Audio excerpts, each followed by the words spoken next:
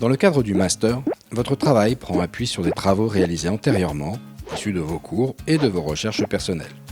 Ceci fait partie du processus d'apprentissage. Que vous intégriez des passages d'autres textes ou que vous reformuliez des idées lues dans d'autres travaux, vous avez l'obligation de citer la totalité de vos sources d'informations. Ne pas citer vos sources est du plagiat, sanctionné par un 0 à l'évaluation, et en cas de récidive, une expulsion de l'université. Les textes cités apparaissent à l'intérieur de votre propre texte entre guillemets. Ils doivent être strictement identiques à l'original.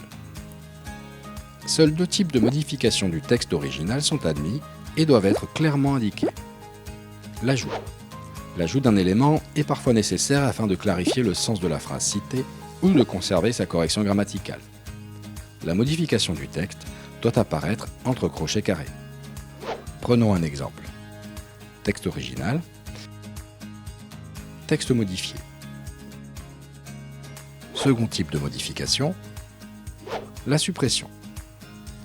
Si vous souhaitez supprimer un ou plusieurs éléments du texte cité, leur suppression s'indique par 3 points de suspension placés entre crochets carrés à la place du passage supprimé. Si nous reprenons le même exemple, texte original, texte modifié. Cette dernière action doit être réalisée avec prudence afin de ne pas trahir la pensée de l'auteur cité. Présentation de la citation. Si le texte est court, il est placé à la suite de votre texte entre guillemets. Si la citation fait plus de 5 lignes, sautez une ligne avant et après, choisissez une taille de police légèrement inférieure, pratiquez un retrait sur la gauche. Dans ce cas-là, il n'est pas utile de mettre le texte entre guillemets, puisque la présentation suffit à montrer qu'il s'agit d'une citation.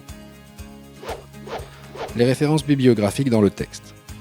Même si la liste complète des références est disponible dans la bibliographie, il est d'usage en France de les insérer aussi dans le texte sous la forme de notes de bas de page. Word propose une fonction permettant d'insérer, de numéroter et de placer vos notes sur la bonne page.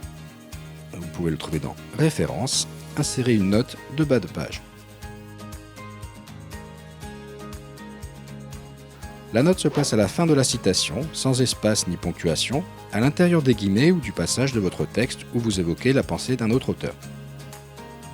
Vous rappelez la référence complète ou abrégée de la source bibliographique en ajoutant la page s'il s'agit d'une citation. Lorsqu'une source est citée plusieurs fois, et afin d'éviter de surcharger le texte, vous pouvez remplacer la référence déjà citée par ibid, qui vient du latin ibidem et signifie au même endroit. Si votre nouvelle citation provient d'une page différente, vous l'indiquez.